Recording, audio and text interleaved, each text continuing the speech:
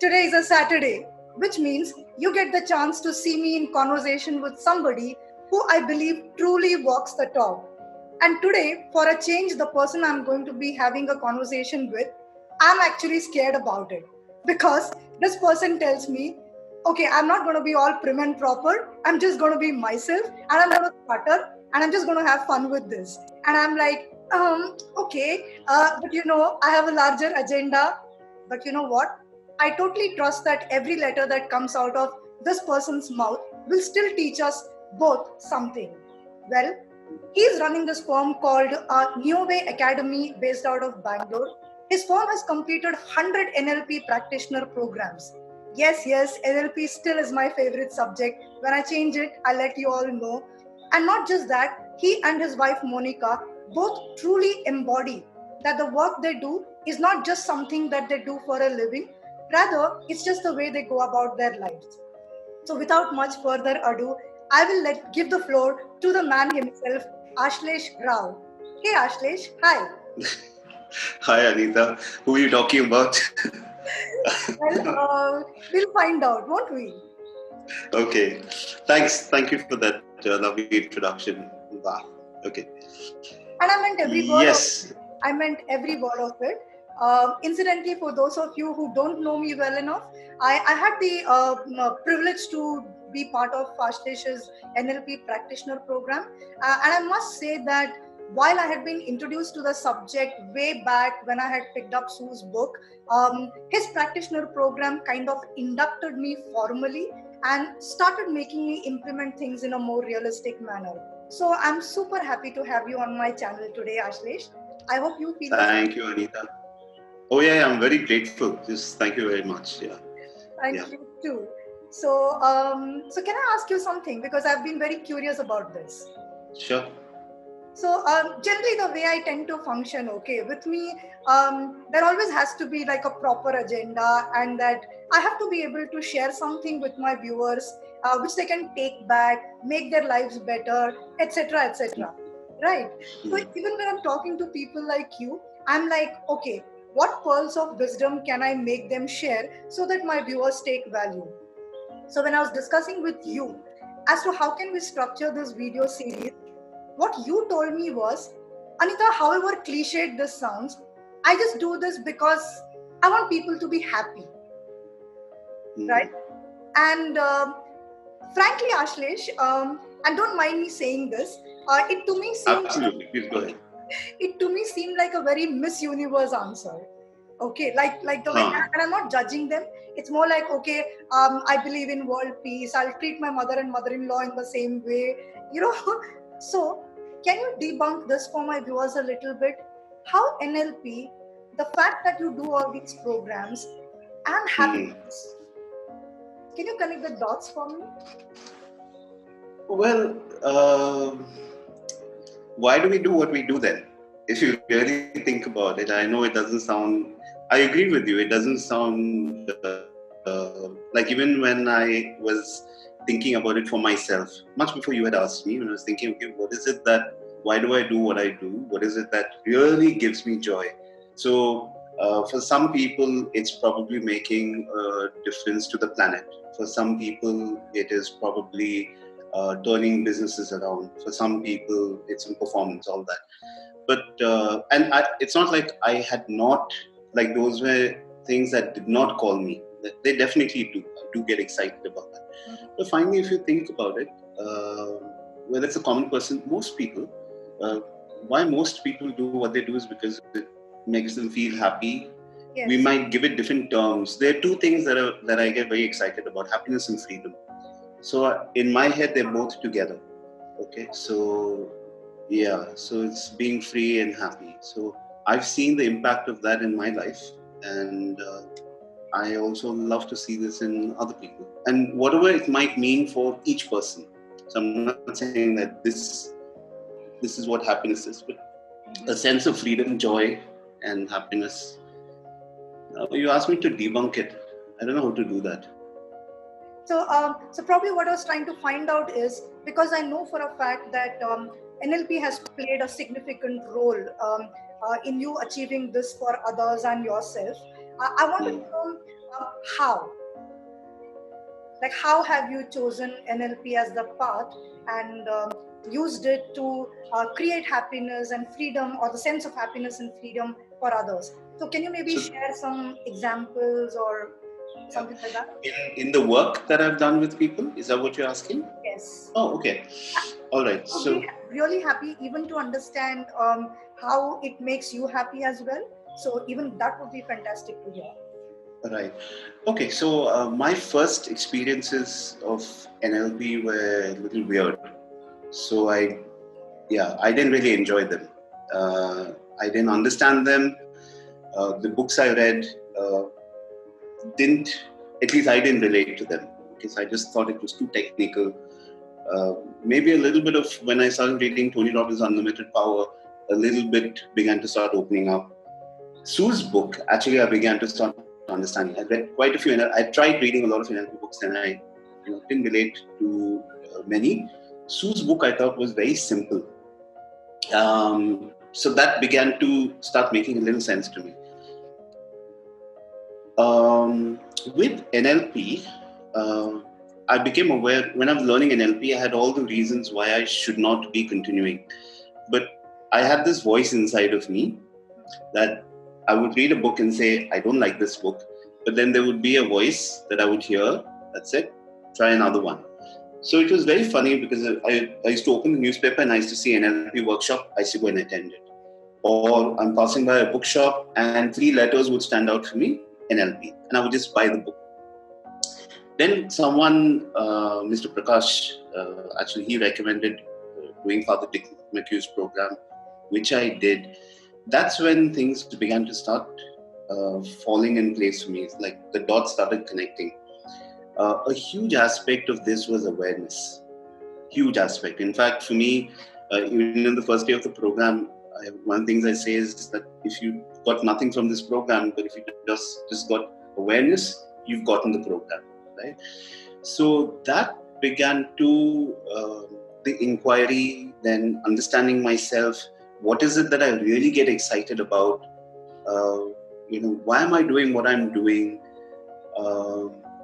So those kind of questions and the thought process, becoming aware of sensations in my body that I had no idea, knowing that I have images and voices in my head that I wasn't aware of, was something that really, really excited me. That began to start opening up for me. Now, your question was about how I may have seen this in other people's life and how I worked with other people. So firstly, with myself, I began, as my awareness increased, I began to start understanding more and more as to what was important for me. So I found that a very powerful tool for self-understanding. Okay, that's when I also realized I'm a very simple guy. Just simple stuff I enjoy. So that was one, and that was a very important understanding for me. Can I share a few examples of working with people? Yes, please. Okay, I'll probably not take names. Just sorry to interrupt you. And of course, viewers, for all of you out there, this is where you pay close attention to. Because although I might have, asked him the question in a certain way, I know for a fact that the kind of work that he does with people, and including myself, it's like you enter the program on day 1, and it's like you come out as some other person on day 7. So I'm really hoping that he shares certain instances, specific instances, so that I'm able to create certain awareness about this beautiful subject. Thank you, Ashlesh. Over to you. Yeah, sure. Thanks, Anita. So what I'll do is I'll share a few examples, and then maybe if you can ask me some questions that can also help open up. Yes, please. So I used to work with a lot of sports people, and I love watching sports people. If you think of most sports people, they're very motivated, confident, by themselves. So I was working with this one badminton player who's done really, really well for herself and the country. So I started working with her when she was 12. And one of the things that I noticed about her and most sports people is that they're trying really hard to win. And the process, so why they take up the game is because they love the game. Okay, they enjoy the game, they love the game, and that's why they play the game. Then at some point of time, they decide to compete because they're good. then at some point of time, what happens, the attention and their focus goes to winning rather than why they really are playing the game. And so with this one badminton player that I worked with for quite some time, and I still do work with off and on, it was in helping her get in touch with what is really important for her. Not just what is important, but what is really important. Why is she really playing the game? And it wasn't to win, it wasn't to become famous, all that. While that was important, what was really, really important was the joy of bouncing on court, the joy of playing, the joy of hitting the shuttle. So all these were things that brought her alive. So one of the things that we did was we worked in such a way that she began to experience more and more of that. Okay. Now, if you're asking from an NLP point of view, what was the significant thing? I think the shift from the result to the process, which I think is very important. So it was a shift in focus, so yeah, so just that little shift about what's really, and asking the question, what is really important for you? So before she would go for matches, she would ask those questions. Okay, what's really important for me? I want to have fun, I want to enjoy, I want to express myself fully. And that would bring out the best in her and her performance. And she's done really, really well for herself and the country. And that must have been a little tough, right? Because once somebody gets into a slightly competitive level, whether they like it or not, the attention does shift to them winning, like including the coaches, probably the sports coaches. Everybody is like kind of under pressure because it's, at the end of the day, there's an arena, there's a formal platform. Yeah. So Our brain, very, very true. Our brain has a brilliant ability to delete information. Yeah. So we kind of made use of that ability. So to know what to listen to, what not to listen to, what to pay attention to, what not to pay attention to. See, finally, the fact is this: if somebody says something to me, okay, whether useful or not useful, something I like or not like, finally, it's actually not what that person says, but what I say to myself about what they say. Right? So, right. So suppose you compliment me. Right. Suppose you pay me a compliment. Right. So you say, okay, nice shirt. Or, nice hairstyle. Let's say you say that to me. Okay. And so now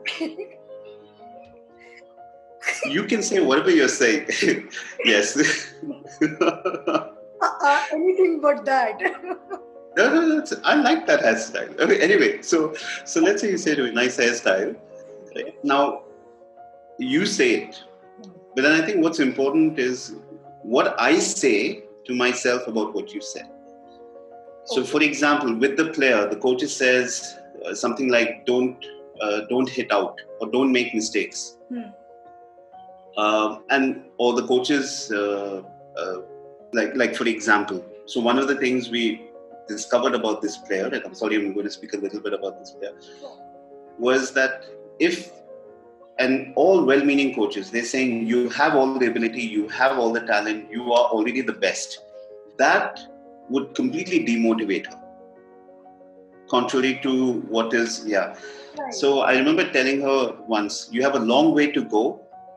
You're nowhere near your potential. And I saw excitement in her eyes. So then I asked her, what is important for you? She said, I love the journey. Knowing that I have to work to get to some place excites me. If you tell me I'm already there, I feel I have nothing to create. So understanding that about her was important. So one of the things we did was, we said, okay, so if a coach says, you already have it, you got this game, it wasn't what the coach said, but what she would say about it. So finally, it was her own voice that actually made the difference. Is this making any sense? Yes, it does. Especially considering that when you watch all these league matches, of soccer, football, you see those managers and coaches very aggressively standing in the sideline and shouting out instructions, and then you're saying something which is a very contrarian perspective. That as to what probably goes on inside in the mind of the player, and working with that. Would that be a fair way to put it across? Yeah, and basically, isn't that what NLP is? NLP is how we communicate with ourselves to bring the best out of ourselves. So if the voice on the outside is not helping me bring the best out of myself, then I have the choice to create something new so that I can get the best out of myself. Wow. So, isn't it? Yeah. Yes. You were going to say something Yeah, about. yeah. So basically, that's what we worked on how, irrespective of what was happening on the outside, because there is going to be expectations. People are going to expect. People will treat you differently. Uh, there will be criticism. Finally, how the player sees it, what the player says to themselves is what matters. And I really think that it all boils down to when a player, forget a player, a person is constantly in touch with what is really important for them, because then they're in touch with their values. That's And right. it's the values that drive them, right? So basically, when someone is in touch with that and they're living from their values, we tend to be more happy because everything looks fine. So that was one example of how she was my first client, by the way. She was my first client, and a very special person. So that has worked really, really well. And I learned a lot out of working with her. Awesome. Yeah. So at this point of time, for my viewers, I would like to say, people, I hope you're taking that message very clearly, because regardless of what someone else tells you, it's about what you tell yourself about what that other person has said, because that's way more powerful as a voice, and that can help delete the outside voice if that's not working for you. Yeah, if it's not useful, yeah. If it's Yeah, not useful. absolutely. Thank you for that, Ashlesh. Any other instance that you can think of from say your program, perhaps any of your programs? Well, there are quite a few. I'm just trying to make sure that. Um, yeah, okay. So there was this other lady who walked up to me during the break, and she said something which I think a lot of people will relate to. Mm-hmm. And what she said is, Ashlesh, I have a problem, and my problem is I cannot be late. I have to be on time. Okay, so she said since she was small, she has to be on time. So when I first heard that, I thought that was quite a motivating message. Like, I have to be on time, so I'm motivated to be on time. But the thing was, where she was getting caught was she had no freedom to be late. If she was even half a minute late or 5 seconds late or even 1 second late, that used to eat her up. Right? So for some people that would drive them, but this was really eating her up. She would go to a marriage and it says 7 p.m. to 10 p.m. So she's there at 6:59. Nobody has reached. So she's the one arranging the chairs and all that. So she would get upset with other people also in the same way. Now, we were just having a conversation. One of the things I asked her at that point of time is, what would happen if you're late? That was the question I asked. And I don't really know what happened at that point of time, because I think the break got over or she didn't answer me. And frankly, I forgot about it. She came a couple of months later when she had come to our office for the graduate meet. That's when she shared it. She said, Ashlesh, we had that conversation. I said, I don't remember. Then she said, you asked me that question, what would happen if you were late? And she said, I thought about it and I realized actually nothing would happen.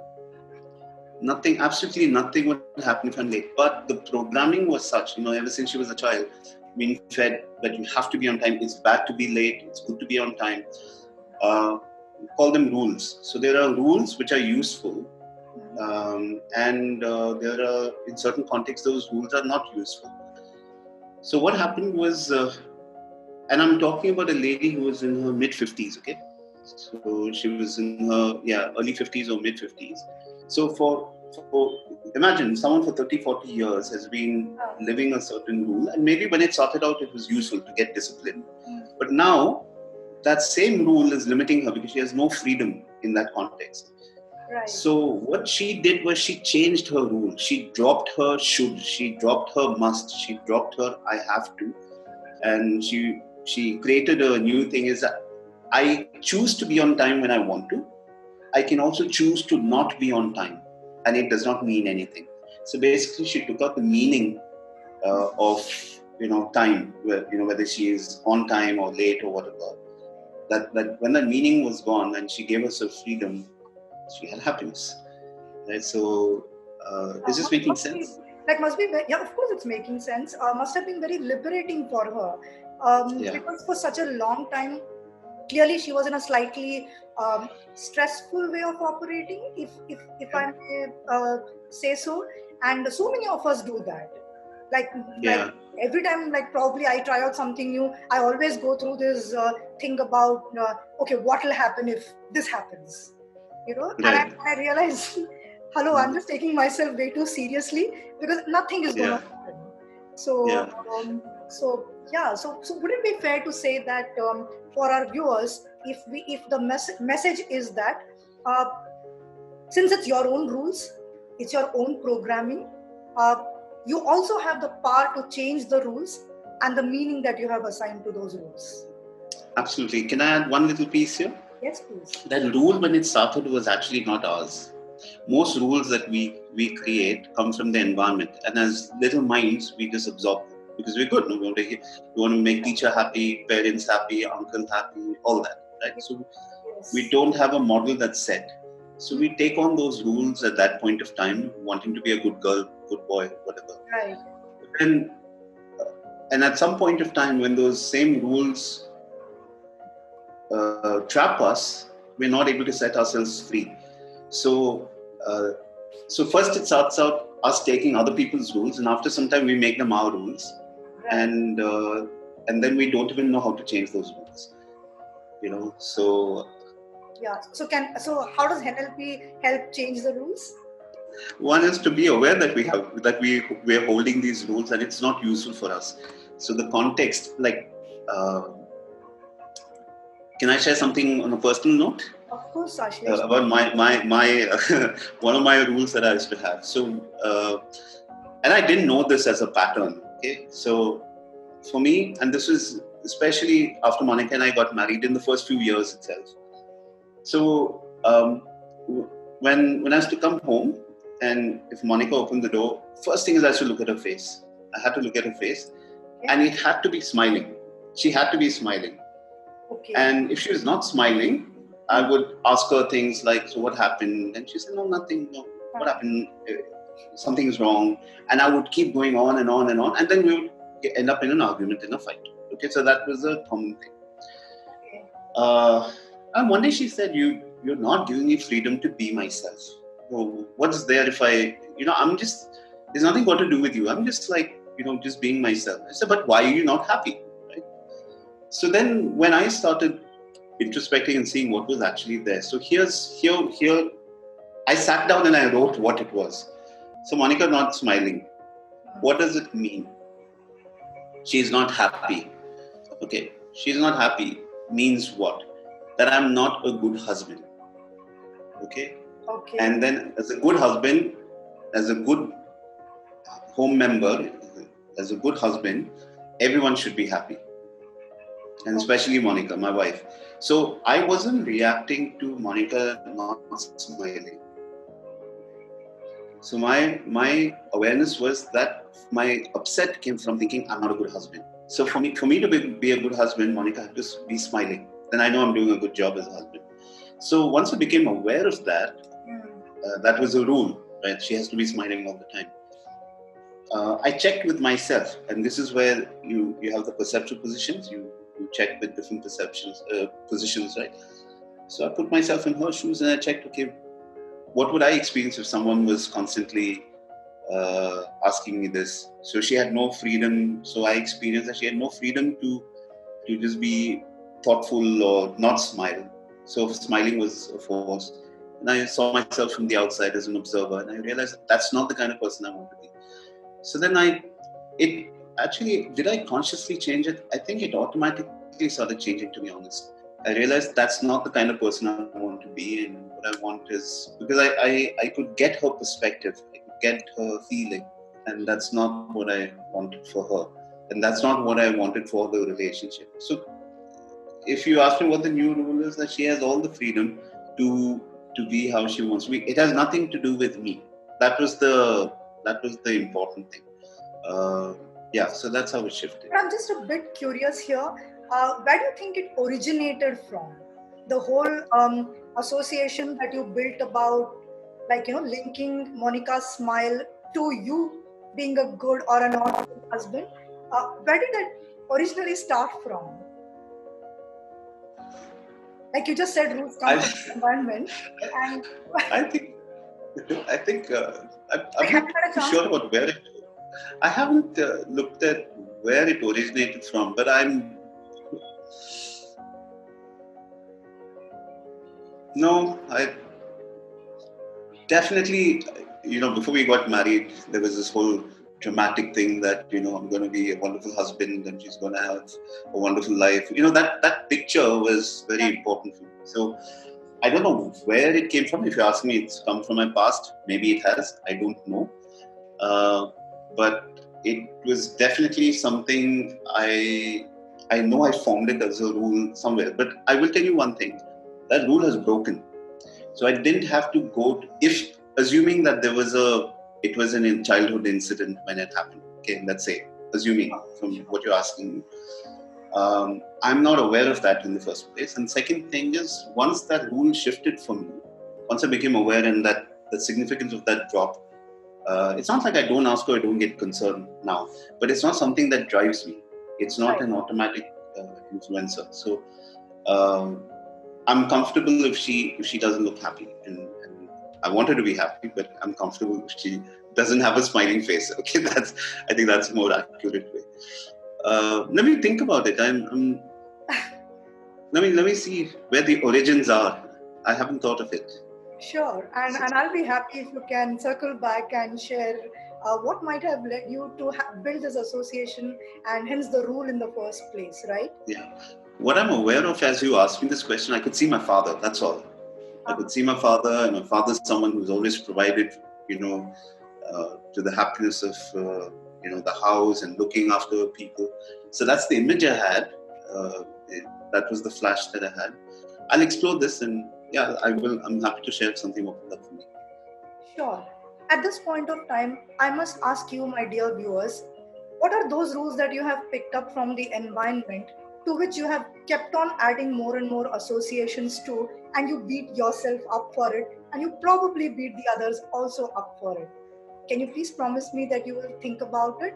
And it's not about NLP or NLP giving the answers.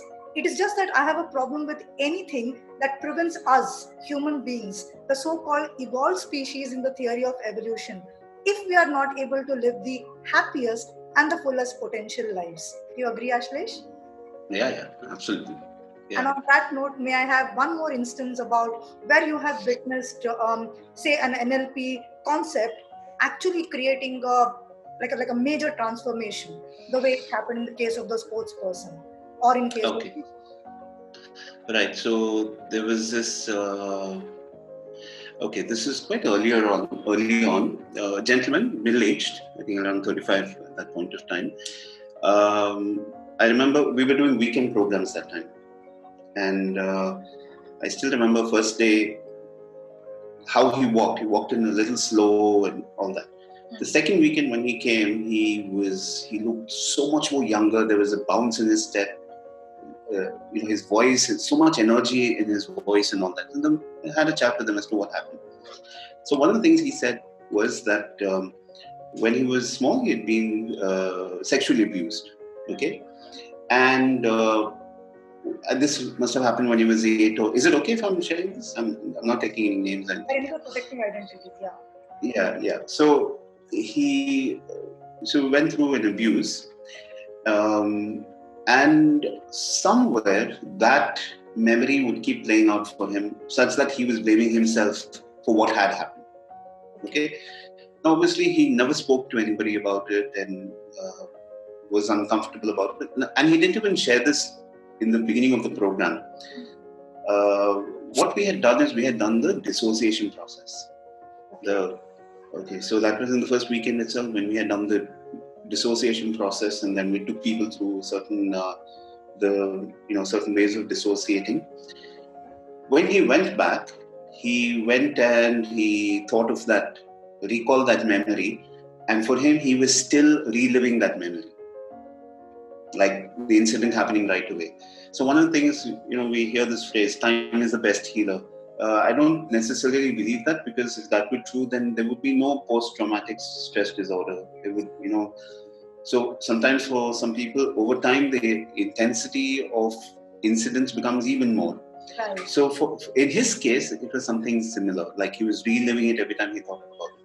So what he did was, and the beautiful thing is, Anita, we didn't facilitate it in the classroom, or we didn't work separately. He went back and he did this process on himself, with himself. And he found a few perspectives when he did, completely liberating for him. So it was almost like something that had held him, like that, has completely released its grip from his system. And one is, he had the freedom to talk about it in the program, which was a big thing, for someone to share. And now when he was thinking about it, when he was talking about it, he was talking about it as an incident that had happened. Right. He was not reliving it. This has been a huge dissociation, the ability to dissociate and be an observer. Right. To me, I think is one of the most powerful NLP tools. Right. It's a gift, I believe, and this is how he used it to free himself from a past memory and emotions that were held attached to that. So this was, and once he released that, he had the freedom to be himself. So that was another really powerful experience of me listening to someone. Okay, so no wonder that now it obviously makes much more sense to me when you say that, when something like this happens, obviously the person becomes a lot more happier. And when they become happier, I can now see why you can actually make that very cliched yet the most powerful statement in the world, that after all that we are chasing is happiness. And awareness can lead us to that. With that journey, through that journey, then what more can we ask for, right? Yeah. I mean, that's what makes sense to me. So sometimes the things that make the most sense are also the most simple things, isn't it, Ashlesh? Yeah, completely agree. Awesome. Yeah. For my viewers, in fact, out there, I hope you paid close attention to what Ashlesh just shared, because to me, couple of things that stood out even when he was narrating it, and he was taking reference to that gentleman, and he used the statement he obviously had not shared with anybody. Like I beg of you viewers, please ensure that you always create that space around you where nobody should feel that they cannot come up to you and talk to you about something. Why should someone have to wait for such a long life or an NLP program to happen just so that they can overcome a childhood trauma of abuse, right? So if there is something you're holding on to, yes, Ashish, you wanted to say something? Sorry, I'm very sorry. I wanted to tell you, it was so beautiful to see him, because after that, it looked like he had dropped years of his face in his body. He looked so much more younger. Right. So, so we use expressions like, I'm carrying the weight of the world on my shoulders, and we use metaphors like that, right? Mm-hmm. I think it's a literal experience. It's not just, we're just not talking about it. It's a literal experience, and his face looked younger. He just looked so much more happier, bouncier. It's wonderful to see that. So, yeah, sorry, I interrupted when you were. Of course not. I would anyways have probably shared most of what you just did. So thank you for doing that. And that's where I think the question I'll pose to viewers is that, how can you help someone take years of their life? How can you make someone feel like the burden that they are sometimes very visibly and sometimes invisibly carrying? What role can you play for yourself and others to lighten them of the baggage, right? And in fact, to share something really funny, you've interacted with me a little bit, and generally the way I am with, say, my friends, or in a normal way, I'm a little jumpy, I'm a little, enthukatlet. And so when I started this whole series of Slate with Anita, and I started talking about NLP, trust me, the closest friends actually thought I had gone bonkers. they're like, what has happened to you, dude? Why are you talking so seriously? Why are you talking so slowly? What's happened to you, and where's the energy? So, I would like to extend this invitation that now that they have heard um, quite a few things like this, and I hope that I'm able to do my bit in just changing that communicate or putting that communication. I wouldn't say changing, but just putting that communication out there, so people can be happy. Mm. Nice, Right. nice. Yeah. So, of course, one conversation is not enough, Ashlesh. So, I'll have to call you back. And I know that you do a kick ass, rigorous coaching program. So, I personally have some queries on what's difference between the other models of coaching and the NLP model of coaching. And I would love to hear some exciting and yet sensitive, beautiful stories the way you have Sure, shared today. And sure. I would like to treat my viewers with that. I hope that's okay with you. Oh, I love that. Yeah, we got really kick-ass coaches. I really love that. Yeah, Yeah. really good. Yeah, Awesome. yeah. We would love to know your team of kick-ass coaches too. So, viewers, on that note, I hope today's conversation list opened a lot of new more pores with this humongously deep yet new age subject called NLP. I'll bring him on back for you next week. So don't go anywhere. Stay tuned. Saturdays, I'll be in conversation with Ashlesh for 2 more weeks at least. Till then, thank you for watching Slay with me, Anita.